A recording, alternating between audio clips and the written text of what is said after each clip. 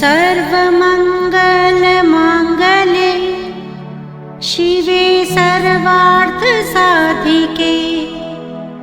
शरण्ये त्र्यम्बके गौरी नारायणी नमोऽस्तुते।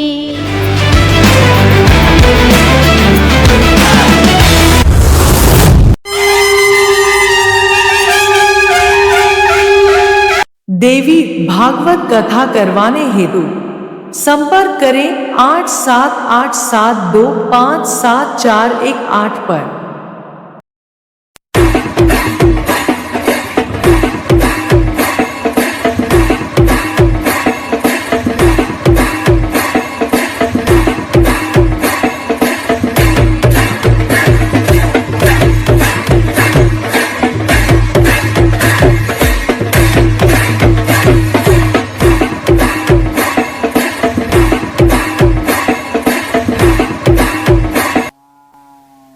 भैया हो, भक्ति के लिए आप अपने को जगाइए। आइए कथा में प्रवेश करने से पहले एक बार हम लोग प्रणाम पद्धति पूरी कर लें। फिर से मैं दोबारा दोहराऊंगा, अपने अपने इष्ट को प्रणाम करिए महाराज, और साथ ही साथ अपने कुल देवी देवता को प्रणाम करिए। लेकिन देवी भागवत जल्दी नहीं मिलता, क्योंकि 18,000 श्लोक है, 318 अध्याय है, 12 स्कंद है, तो इसके वक्ता भी कम हैं। तो अगर सुनने का सौभाग्य मिल गया तो बड़ी कृपा है माँ की। आइए माँ को प्रणाम करते हैं, हाथ जोड़िए, और आप लोग अपने तरीके से, मैं माँ को अपने तरीके से प्रणाम करके कथा को आगे बढ़ाता हूँ। ओम श्री गणेश, ओम जय माता की, ओम जय माता की, ओम जय माता की। कथा में प्रवेश करें। एक ब्राह्मण था, माँ के भक्तों की आज कथा चले, कट उत्सव की होगी, लेकिन आज की कथा और भी आनंददायक है। आप सुनेंगे तो रोने लगेंगे कि इनके माँ के कैसे कैसे भक्त हुए हैं। एक ब्राह्मण था, उसका नाम था देवव्रत। उसको कोई संतान नहीं हो रही थी, बड़ा परेशान था। जाके अपने गुरु से कहता है कि भगवान ने मुझे सब दिया, लेकिन औलाद नहीं दी। पता नहीं मेरे किन कर्मों का नतीजा है कि मेरे पास पुत्र नहीं है, मेरे पास कोई पुत्र नहीं है। तो गुरुदेव ने देखा, देखिए हम लोग क्या करते हैं महाराज, कि हम लोग आजकल संतों और विद्वानों के पास बैठना छोड़ दिए, इसीलिए तो हम लोगों को तकलीफ है घर में। हम लोग बैठते हैं, ऐसा नहीं है, बैठते हैं, मैं किसी की बुराई नहीं कर रहा हूं महाराज, लेकिन मैं बड़ा विनम्रता से हाथ जोड़ के कह रहा हूँ, मैं सभी संतों को प्रणाम करता हूँ, लेकिन कहते हैं ना, हर जगह कुछ प्रवेश कुछ लोग गलत लोग भी कर जाते हैं।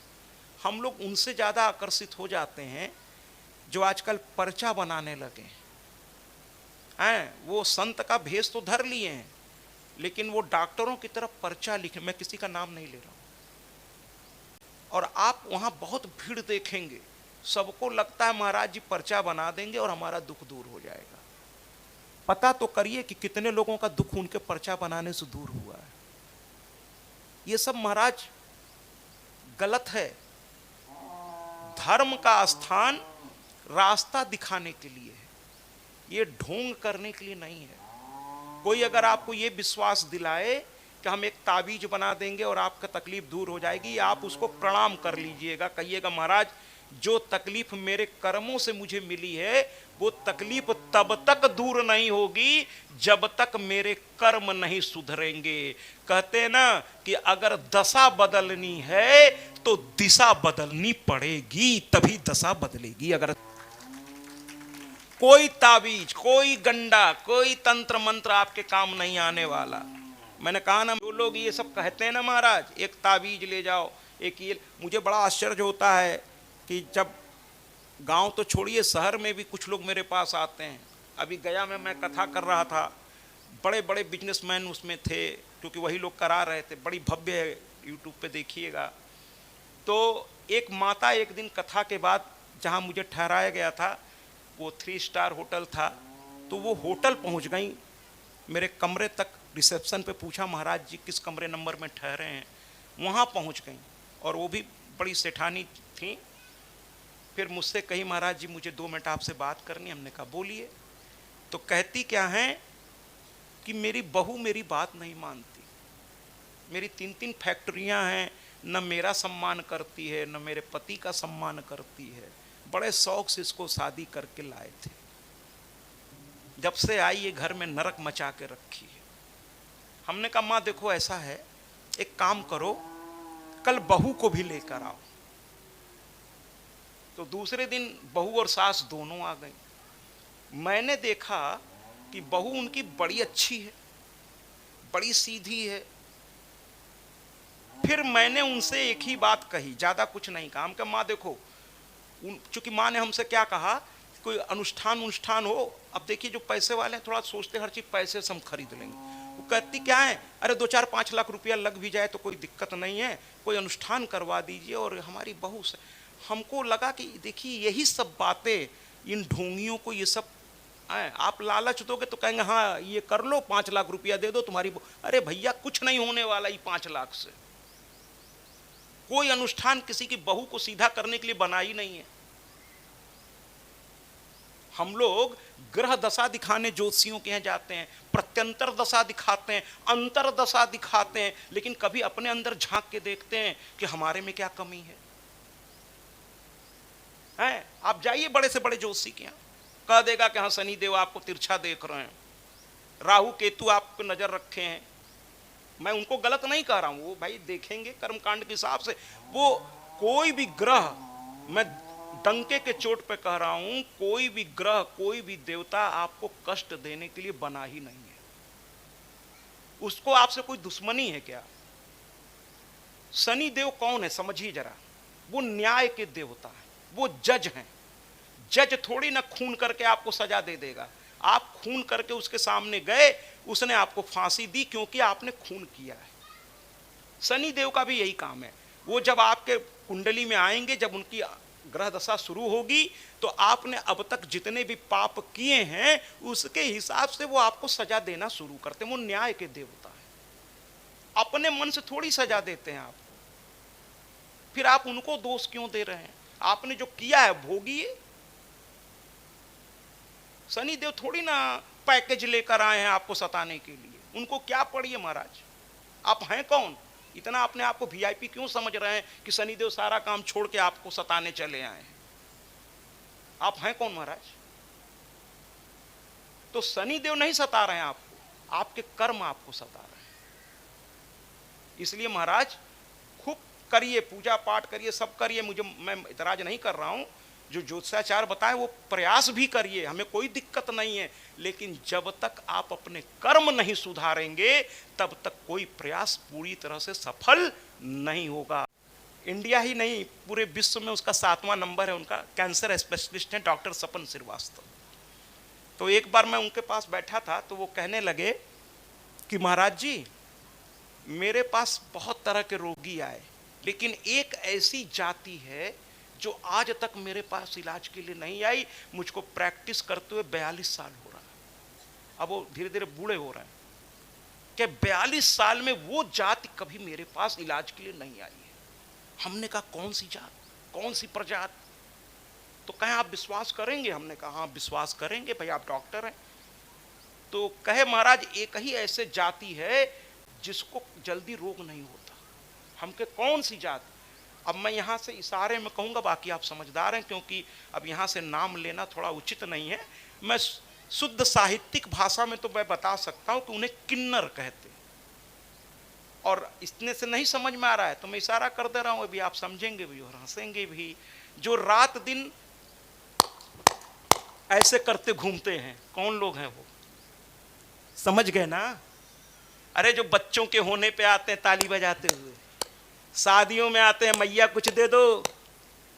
समझ गए कि अभी भी नहीं समझे? समझ गए ना? अरे बोलिए ना। हाँ, वो लोगों को कभी रोग नहीं होता। अब आप कहेंगे ऐसा क्या करते हैं वो लोग? ये हाथ, अगर आप एक्यूप्रेशर डॉक्टरों के पास जाइए, एक्यूपंक्चर डॉक्टरों के पास जाइए, वो बताएंगे कि इस हाथ की सारी अंगुलियों में मेरे शरीर के सारे नर्व सिस्टम मिले हुए हैं। मैंने कहा ना, मैं आपको एकदम साइंस का उदाहरण दे, बिना प्रमाण के मैं इस मंच से एक शब्द नहीं बोलूंगा, क्योंकि मैं जान रहा हूं कि 189 देश देख रहा है, एक से एक विद्वान देख रहे हैं। तो ऐसी कोई बात मैं बोलूंगा ही नहीं कि लोग कहें कि अरे साहब आप ऐसा। तो इस हाथ में पॉइंट्स बने हैं, और एक्यूप्रेशर डॉक्टर के पास जाइए, एक्यूपंक्चर डॉक्टर के पास जाइए, तो कहेगा इस पॉइंट को दबाइएगा, या इस पॉइंट का वो पॉइंट कहाँ है मुझे नहीं ठीक से मालूम, तो कहे इसको दबाइएगा तो आपका हार्ट काम ठीक से करेगा, इसको दबाइएगा तो लीवर आपका ठीक से काम करेगा, इसको दबाइएगा तो ये ठीक से काम करेगा। और हम कहते हैं महाराज हमारे पूर्वज कितने समझदार थे। हम लोग अपने भारतीय संस्कृति पर हमको गर्व करना चाहिए कि उनको पता था कि शरीर को स्वस्थ रखने के लिए क्या करना है, इन पॉइंट्स को दबाना है। अब ऐसे किसी से अगर कहते कि बैठ करके ये दबाओ वो दबाओ, कहता कि दिन भर काम करें कि बैठ के ये दबाएं वो दबाएं, तो उन्होंने ऐसा, देखिए कितनी बुद्धि लगाया, उन्होंने कहा ऐसा करो कि जब भजन कीर्तन किया करो तो ताली जोर जोर से क्या किया करो, बजाया करो, और इतना जोर जोर से बजाओ कि हाथ की हथेली क्या हो जाए, लाल हो जाए। और जब ताली बजाओगे भजन कीर्तन में 1 घंटा 2 घंटा, तो अपने आप सारे पॉइंट दब जाएंगे और आपका शरीर पूरी तरह से क्या हो जाएगा, स्वस्थ हो जाएगा। तो ये पूर्वज भी कह के गए और मैं भी कह रहा हूं। हम लोग प्रवेश करते हुए कि एक क्या कहते हैं था एक ब्राह्मण जिसका नाम था देवव्रत, उसको कोई संतान नहीं थी महाराज, कोई संतान नहीं थी, और उसको अपने गुरु से उसने कहा कि हमको जरा बताओ कि हम क्या करें। संतों के पास जाइए महाराज, जाइए संतों के पास, वो रास्ता बताते हैं, जीने का रास्ता बताएंगे आपको। आजकल हम लोग संतों के, लेकिन किस संत के पास जाइए, जो वास्तव में संत हो, है ना। वरना देखिए, कहना नहीं चाहिए, रावण भी जब सीता हरण करने के लिए भेष बदलने की बात सोचा तो कहा राम तो मैं बन नहीं सकता। क्यों नहीं बन सकता, तो कहेगा राम का रूप धारण करूंगा तो मुझसे गलत काम होगा ही नहीं, और मुझे सीता का करना हरण, राम बन के कर नहीं पाऊंगा, राम मर्यादा वाले हैं। तो कहे फिर क्या बनूं, तो कहे फिर एक ही ऐसा वेशभूषा है जिस पे लोग आंख मूंद के विश्वास कर लेते हैं, और वह है संतों की भूषा, यानी भगवा पहन लूं, संत बन जाऊं, सीता विश्वास कर लेंगे। मेरे कहने का मतलब है कि एक से बढ़कर एक संत है, मैं उनको प्रणाम करते हुए कहना चाहता हूं, और इस बात से वो भी सहमत होंगे कि हमारे संत समाज में भी कुछ बहुरूपिया घुस गए हैं, उनसे बचना होगा, उनके चक्कर में नहीं पड़ना होगा, उन बहुरूपियों से बचना होगा। ठीक है महाराज, वास्तविक संत के पास जाइए, वो आपको भभूत नहीं देगा, वो आपको गंडा ताबीज नहीं देगा, वो कोई तंत्र मंत्र नहीं बताएगा, वो सिर्फ आपको रास्ता बताएगा कि ऐसा करोगे तो आपको लाभ इसका होगा। वो गंडा ताबीज पर भरोसा नहीं कराएगा, ठीक है, उसको बिजनेस नहीं चलाना है। ठीक है महाराज, हाँ कहेगा यज्ञ करो, और यज्ञ में अगर कोई खर्चा आता है तो बता देगा कि भैया इतना खर्चा आएगा, आपको देना पड़ेगा, वो भी आपकी इच्छा हो, लेकिन दाएं बाएं ज्यादा नहीं बतियाएगा, वो सीधी बात करेगा। जो संत है वो सीधी बात करता है। तो यहां पर हमारे देवव्रत के जो गुरु थे, उन्होंने कहा देखो भाई, तुम्हारे भाग्य में मैंने अभी देख लिया है पुत्र है ही नहीं, और जब भाग्य में नहीं है तो कैसे आएगा। तो देवव्रत एकदम सर मतलब उनके पैरों में रख करके रोने लगा, कहने लगा नहीं नहीं कुछ तो करिए। कहा अगर आप पुत्र नहीं देंगे, कभी कभी लोग जिद करते हैं, पुत्र नहीं देंगे तो आज मैं जान दे दूंगा आपके सामने। दुनिया हमसे कह रही है तुमको लड़का नहीं हो रहा है, लड़का नहीं हो रहा है, लड़का नहीं हो रहा है। अच्छा महाराज, इस पर भी एक बात मुझे कहनी है कि लोग कहते हैं लड़का, अरे भैया लड़का हो या लड़की, बात एक ही है ना। एक जगह कथा में किसी ने मुझसे कहा कि एक माँ थी, कहने लगी लड़का नहीं है। हमने कहा अच्छा लड़का माने कोई पुत्र नहीं है आपके यहाँ? तो कहे नहीं नहीं लड़की तो है, लड़का नहीं है। हम कहे फिर अरे लड़की है ना, फिर दिक्कत कहाँ है? हमने कहा देखिए बहुत से घरों में लड़के हैं, मैं ये नहीं कह रहा हूँ, लेकिन अधिकतर घरों में पूछ के देखिए कि कितने लोग अपने लड़कों से खुश हैं। लड़कियां, मैं ये नहीं कहता हूं कि लड़के बुरे हैं, लड़कियां अच्छी हैं, लेकिन लड़कियां जितना सेवा कर लेती हैं माँ बाप का, उतना लड़के भी करते हैं। ऐसा नहीं कि नहीं करते महाराज, बहुत लड़के श्रवण कुमार भी हैं, लेकिन लड़के लड़के में कोई फर्क नहीं है। जो भगवान दे दे उसे सर झुका के स्वीकार करिए महाराज, ठीक है। तो देवव्रत ने कहा नहीं, हमको लड़का ही चाहिए। अब गुरु ने कहा कि ठीक है भाई, तो एक काम करो, तुम अपने यहां देवी भागवत रखो। अब एक यही तरीका है कि देवी भागवत 9 दिन का होता है। ये चूंकि मां का हर चीज 9 से जुड़ा है, और ऐसा कहा गया है कि जीवन में कोई विपत्ति आ जाए तो मां की ये जो ज्योत जल रही है 9 दिन के लिए, जो ज्योत जलाई जा रही है, इसमें बड़ी ताकत है। प्राकट उत्सव के दिन बताऊंगा कि ये ज्योत वास्तव में कौन है। कल प्राकट उत्सव होगा, ये ज्योत वास्तव में कौन है मैं बताऊंगा। ऐसे तो आप सभी विद्वान हैं। तो उन्होंने कहा कि 9 दिन, और मैं आप सभी से कहना चाहता हूं कि अगर आप घर में चाहते हैं कि हर तरफ आनंद आनंद हो, अर्थात आप जो बहू लाएं वो भी बहुत अच्छी हो, आपका बेटा आज्ञाकारी हो, सब कुछ हो, तो कभी भी घर में कोई शुभ काम करिए।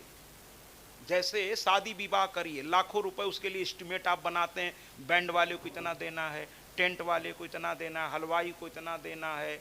लेकिन एक प्रश्न मैं आपसे पूछता हूं कि जब निमंत्रण कार्ड आप छपवाते हैं तो जाकर सबसे पहले मंदिर में रख के आते हैं, भगवान को न्योता देते हैं। और जब आप मेहमानों को घर पे बुलाते हैं न्योता देके, जब वो आते हैं मेहमान, तो उनके लिए बैठने के लिए सोफा लगवाते हैं महाराज, और 56 प्रकार का व्यंजन बनवाते हैं।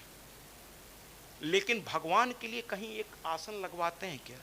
न्योता तो दे आए मंदिर में। जरा सोचिए, ये सब गलतियां हम लोग करते हैं। न्योता जाके मंदिर में दे के चले आते हैं। यहां तक कि कुछ लोग तो वैष्णो देवी में जाके न्योता दे आते हैं। अब आपने न्योता दे दिया तो भगवान आएंगे, उनके लिए घर में कोई जगह बनाई क्या आपने? उनके लिए 56 प्रकार के व्यंजन सबसे पहले भोग के रूप में वहां रखा क्या, कि पहले आप खा लो फिर दुनिया खाएगी? आप ही का दिया सब कुछ है। कभी किया क्या? अगर नहीं किया है तो फिर आप गलती कर रहे हो ना। आप किसी को न्योता दे रहे हो, उसको बैठने के लिए घर में जगह तक नहीं दे रहे हो, खाना नहीं दे रहे हो, आप उसका अपमान कर रहे हो कि नहीं कर रहे हो? इससे तो अच्छा न्योता नहीं दिए होते उनको आप। मंदिर में न्योता दे के आए तो घर पे उनके लिए कोई व्यवस्था किया आपने? मेहमानों के लिए तो कर दिया महाराज। तो जब मंदिर में न्योता दीजिए तो शादी ब्याह से पहले थोड़ा भगवान का पूजा पाठ विधिवत कराइए। और अगर आप सक्षम हो तो 9 दिन का देवी भागवत, जब लाखों रुपए शादी ब्याह में खर्च हो रहा है तो कुछ पैसा इधर के लिए भी रखिए महाराज। माँ से कह दीजिए कि हे माँ, सबसे पहले तेरी पूजा करूंगा, उसके 1-2 महीने बाद ही अपनी लड़की की शादी करूंगा। अगर आप ऐसा करेंगे महाराज तो आपके घर में दामाद हो या बहू हो, गलत माँ आने ही नहीं देगी। और अगर एक गलत दामाद उतर गया आपका जीवन नरक कर देगा, और बहू भी गलत आ गई तो जीवन नरक कर देगा। यहां तक कि जब बच्चा जन्म लेने वाला हो, है ना, तो भी भगवान से प्रार्थना करिए अच्छी आत्मा जन्म ले भैया, नहीं तो कोई बुरी आत्मा जन्म ले ली, माँ बाप का जीना हराम कर देते हैं बच्चे, नरक कर देते हैं। कोई बुरी आत्मा आ गई शरीर में तो भगवान से प्रार्थना करिए, जन्म से पहले, शादी विवाह से पहले, गृह प्रवेश से पहले, कोई भी शुभ काम करने से पहले एक बार मेरे कहने के अनुसार देवी भागवत का 9 दिन का अनुष्ठान करके पहले अपने आप को, अपने परिवार को, अपने घर को पवित्र कर लीजिए। उसके बाद करिए शुभ काम, करिए, देखिए कैसे नहीं पूरा होता है। अरे जब इतना खर्च हो रहा है तो थोड़ा ये भी सही। और माँ को प्रणाम करिए, 9 दिन की कथा पूरी करिए, 10वें दिन पूर्णाहुति करिए। और एक चीज सुन लीजिए महाराज, पता नहीं कैसे कथा से लोगों ने भंडारा जोड़ दिया है। मैं फिर से आज कहूंगा, बार बार कहूंगा, मैं भंडारा विरोधी आदमी हूं। शास्त्र में आप देख लीजिए, मैं अपने मन से कुछ नहीं बोल रहा हूं। शास्त्र कहता है कि नियम से कथा होनी चाहिए, नियम से मंत्रों का उच्चारण होना चाहिए। देवी भागवत कहता है कि 9 दिन कथा पूरी होने के बाद सबसे पहले 9 कन्या का पूजन करिए। 9 कन्या यानी 2 साल से ऊपर और 10 साल की नीचे, क्योंकि 10 साल के ऊपर की बच्ची रजस्वला हो जाती, फिर वो पूजन योग्य नहीं रह जाती। और 2 साल से नीचे की बच्ची को स्वाद नहीं पता होता तो वो भी पूजन योग्य नहीं होती। तो 2 साल से ऊपर 10 साल से नीचे की 9 कन्या बैठाइए देवी भागवत पूरा करने के बाद, उनकी विधिवत 9 देवी के रूप में पूजा करिए, उनको भोजन करा दीजिए। और जो कथावाचक हैं, जो आचार्य लोग हैं, उनको भोजन करा दीजिए। अपने इष्ट मित्र नाते रिश्तेदार को प्रसाद जो भी आपका सामर्थ्य हो बांट दीजिए। ऐसा नहीं लिखा है कि 10,000 लोगों का भंडारा आपने किया, ये तो पता नहीं कहाँ से आ गया कि 20,000 लोग खाए, तो इतना लोग खाए। बड़प्पन में हमसे लोग कहते हैं अरे महाराज जी 20,000, हमको तो आश्चर्य होता है 20,000 लोग खाए, लेकिन कथा में तो 20,000 नहीं आए। तो कहने का तात्पर्य यह है कि देवव्रत ने कहा कि देवव्रत ने कहा हमको बालक चाहिए, तो उन्होंने कहा देवी भागवत 9 दिन का रख लो। तो कहे ठीक, उसके बाद क्या? कहे तुम रखो, बाकी मैया पे छोड़ दो। 9 दिन का देवी भागवत, बड़ा एक विद्वान व्यक्ति को बुलाया गया। अच्छा, व्यास भी सबको नहीं बनाना चाहिए। सुन लीजिए, जैसे मैंने अभी संत के बारे में कहा, मैं तो किसी को नहीं छोड़ता महाराज। ये पीठ ऐसा है कि यहां से जो बोलूंगा सही बोलूंगा, किसी को खुश करने के लिए नहीं बोलूंगा, किसी को दुखी कर। कहते ना कबीरा खड़ा बाजार में, मांगे सबकी खैर, ना काहू से दोस्ती ना काहू से बैर। व्यास पीठ पर बैठने का अधिकार किसको है? सुन लीजिए, व्यास पीठ पर वही बैठ सकता है महाराज। बहुत साफ कह रहा हूं, जबकि ये कहूंगा तो महिला संगठन बड़ा पीछे पड़ जाएगा, लेकिन मुझे कहना पड़ेगा कि मैं नहीं, वेद व्यास लिखे हैं कि व्यास पीठ पर। क्या हमारे यहाँ पहले जमाने में क्या विद्वान महिलाएं नहीं थीं? मैं नाम गिनाता हूं महाराज, जिन्होंने सीता को उपदेश दिया, अनुसुईया माता, उनसे बड़ा विद्वान कोई है? गार्गी, जिन्होंने वशिष्ठ जी विश्वामित्र जी को हरा दिया शास्त्रार्थ में, क्या उनसे विद्वान कोई बचा है?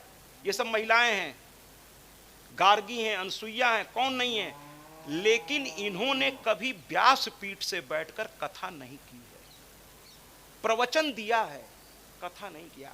मैं कहना चाहता हूं, आप YouTube पे जाइए और खाली इतना लिख दीजिए कि क्या महिलाएं व्यास पीठ पर बैठने के अधिकारी हैं। एक से एक बढ़कर विद्वान आपको बताएंगे कि नहीं, ये ठीक नहीं है। क्योंकि माताओं में एक प्राकृतिक चीज होती है, वो समय से उनको रजस्वला होना ही पड़ता है। और उस जमाने में हमारे जो पूर्वज थे कहते थे तुम रसोई में भी नहीं जा सकती हो। ठीक है महाराज। और ये पूजा, ये जो व्यासपीठ है, ये एक अनुष्ठान है, और अनुष्ठान में थोड़ी भी गलती हो जाएगी तो पता चला तो उसका दुष्परिणाम आएगा सामने। आपने किसी माता को बुला लिया, बहुत अच्छी बात है, लेकिन उस दौरान अगर उनको वो चीज हो गई, रजस्वला हो गई, तो आपको बताने तो आएंगी नहीं, तो आपका अनुष्ठान गड़बड़ हो जाएगा। और आप उनसे पूछ भी नहीं सकते कि कब आप रजस्वला होती हैं।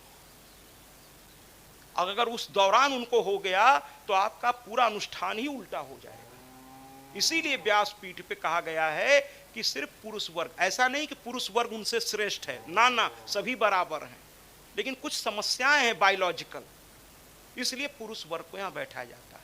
और हम में भी बंदिश है कि जब तक पहली आरती से आखिरी आरती नहीं हो जाएगी, हम लोग मतलब बाथरूम के लिए भी नहीं उठ सकते। अगर उठे, ये पूजा खंडित हो जाएगी। आप समझ रहे हैं, ये कोई खिलवाड़ नहीं है व्यासपीठ, ये बड़ी जिम्मेदारी की जगह है। और कुछ लोग क्या करते हैं कि जैसे अभी क्या मैं बताऊं, कई जगह मैंने सुना है कि साहब 3 दिन की कथा 5, हम के भैया ये मनमानी कब से होने लगा। जैसे रामचरितमानस है, उसमें बाबा तुलसी ने साफ साफ कहा है, या तो ये 9 दिन का होता है, या फिर ये पाक्षिक यानी 15 दिन का होता है, या फिर ये मासिक होता है यानी 1 महीने का। लिखने वाले ने साफ साफ आदेश दे रखा है, फिर हम अपने मन से सिर्फ इसलिए कि यहाँ 3 दिन का काम मिल रहा है ले लो, अरे कुछ पैसे तो मिल जाएगा, फिर ये बिजनेस हो गया। धर्म कहाँ रहा? 3 दिन में राम कथा आप सुना लोगे, इसी तरह 3 दिन 5 दिन में भागवत सुना लोगे आप। 7 दिन की वो भागवत होती है, 18,000 श्लोक उसमें भी है। 305 दिन में कौन सी भागवत आप सुना लोगे? 7 दिन में तो सुना नहीं लोग पाते, किसी तरह पूरा करते हैं। 5 दिन में, 3 दिन में। तो जो लोग इस तरह से आपसे बात करें, जैसे किसी डॉक्टर के पास जाइए और कहिए मेरे पेट में दर्द है, हाँ हाँ मैं दवा दूंगा।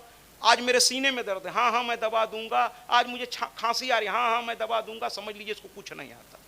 जो अच्छा डॉक्टर है, अगर आपने कह दिया मेरे सीने में दर्द है, वो चेक किया हल्का सा, क्या भैया देखो हार्ट स्पेशलिस्ट के यहाँ जाओ, तुमको मामला हार्ट का लग रहा है, मेरे यहाँ खतरा मत लो। अच्छा डॉक्टर साफ बोल देगा कि इसका जो जानकार है उसके पास जाइए। आंख में प्रॉब्लम है, आंख के डॉक्टर के पास जाइए। सबके अलग अलग डॉक्टर बने। तो व्यासपीठ पर किसी विद्वान को बुलाइए और उससे कहिए, वो आपको एकदम साफ कहेगा कि ये इतने दिन का होता है भैया, इससे नीचे मैं करके ना अपने को ना आपको कष्ट में नहीं डालना चाहिए। आपकी इच्छा हो कराओ, नहीं इच्छा मत कराओ, लेकिन होगा तो इतने दिन का ही होगा।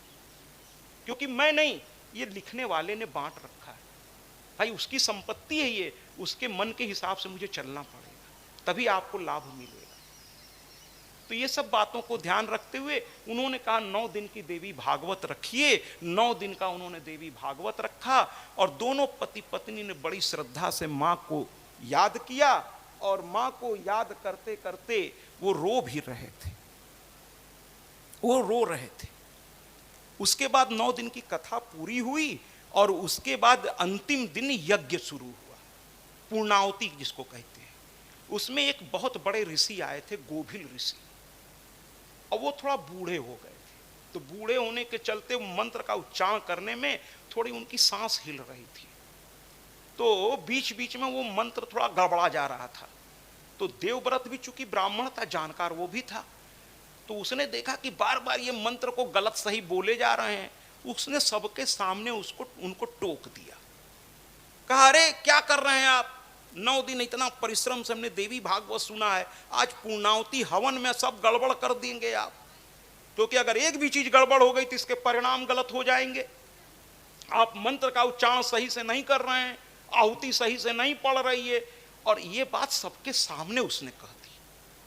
अब इनको दुख लग गया गोभिल ऋषि को। इन्होंने भी कुछ सोचा न समझा, उठा के श्राप दे दिया, श्राप दे दिया उठा करके। कह दिया कि देवी चूंकि तुम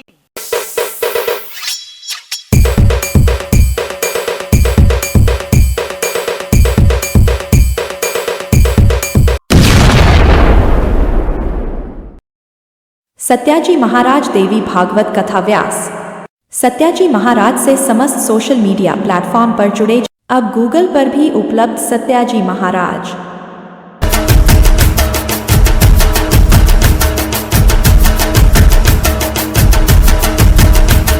यूट्यूब पर भी उपलब्ध सत्याजी महाराज।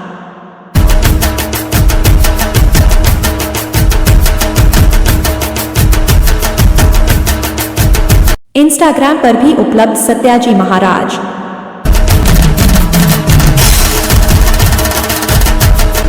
फेसबुक पर भी उपलब्ध सत्याजी महाराज।